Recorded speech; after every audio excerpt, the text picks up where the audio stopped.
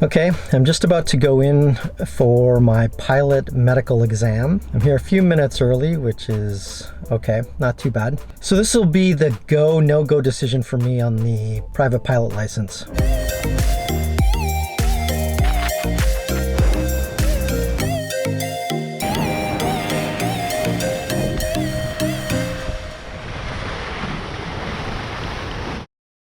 So before you do anything else, don't start the ground school, don't start looking around. As soon as you made a decision that that's what you wanted to do, my recommendation is go get your medical certificate. The actual appointment takes minutes. There's nothing difficult about it, but it takes a long time to process once it gets submitted to Transport Canada. And it's important for two reasons. The first one, if you have any sort of medical condition, doesn't necessarily preclude you from flying a plane, but it's something that you might need to address.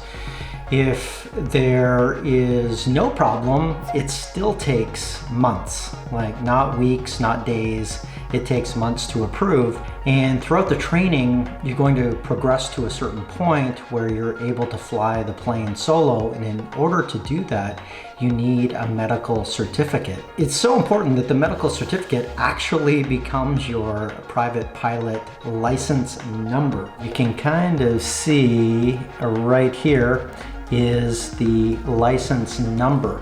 And until you have this sheet of paper, you can't fly a plane by yourself. So you're going to get stuck. And as soon as you're stuck during your pilot training, two things are going to happen. One, you're either going to waste money and just, fly around, which is kind of fun, but it's expensive. The second thing is you might stop because you want to spend more money, and then you're going to go backwards because you haven't flown for a little while. Before you spend any money at all, it's not very expensive to go get the aviation medical. In Canada, at least, you have to do it with a specialized doctor. So you're going to see that in today's episode.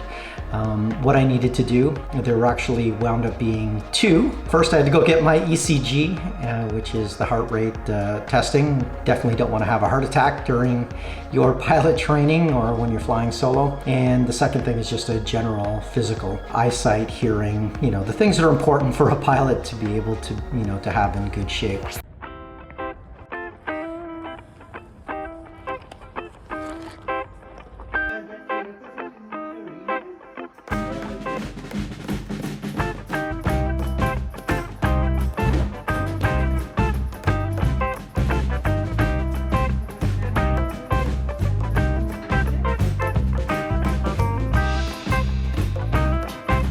Just completed my test, and who knows how it went, but I had 10 sticky things on. I couldn't use the camera at the time because it interferes with the equipment.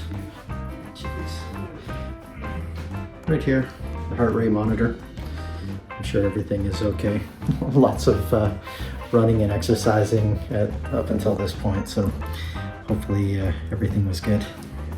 I'm just about to go in for my pilot medical exam. I'm here a few minutes early, which is okay, not too bad. I'm into it not for too much money. I've bought the course material. I've spent about 55 hours doing the course material now, but haven't spent like a whole ton of money at this point. I've already done the ECG.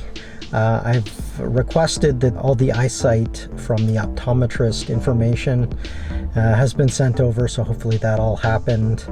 And I don't really think this takes a long time. I think they probably just review the ECG, some usual physical type stuff.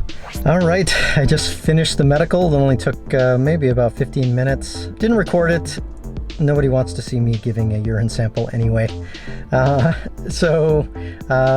Height, weight, blood pressure, a little bit of an eye test, color blindness, that type of thing, but generally not too onerous. Had a chance to ask the doctor a few questions. He was a pilot himself, quite a busy guy, doctor and pilot at the same time. He said, even if you have some medical issues, it's more about working through the medical issues rather than trying to disqualify people from flying, dig into things from a physical perspective.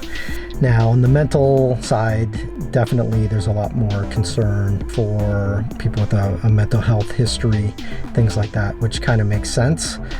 But in terms of, even people who've had a cardiac event in the recent past, it's more about filling out the documentation and really digging into that, as opposed to just saying, absolutely not. So anyway, I'm done. It goes into the pile of other applications, which is slow right now based on COVID type things. So we'll see how long it takes, but there was no red flags, he said, which was good. And that means I can continue on my path of the way that I'm going here. Super fun. Back to the books.